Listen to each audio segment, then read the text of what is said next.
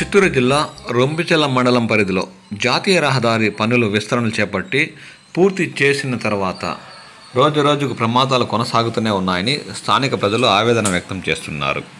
రొంపిచెర్ల వద్ద తిరుపతి మదనపల్లి హైవేపై ఆదివారం సాయంత్రం 2 బైకులు ఢీకొనడంతో ఒకరు తీవ్రంగా గాయపడినట్లు స్థానికులు పేర్కొన్నారు. రొంపిచెర్లకు చెందిన లతీఫ్ పీలర్లో మేస్త్రి పని ముగించుకొని బైక్పై వస్తుండగా దారిలో మరో బైక్ ఢీకొట్టిందని, ఈ ప్రమాదంలో లతీఫ్కు తీవ్ర గాయాలు కాగా 108 వాహనంలో పీలర్ వైద్యశాలకు తరలించినట్లు వారన్నారు. జాతీయ రహదారి విస్తరణ పనులు చేపట్టి పూర్తి చేసిన తర్వాత రొంపిచెల మండల పరిసర ప్రాంతాల్లో రోజురోజుకు రోడ్డు ప్రమాదాలు ఎక్కువయ్యాయని వారు తీవ్రంగా ఆవేదన వ్యక్తం చేశారు.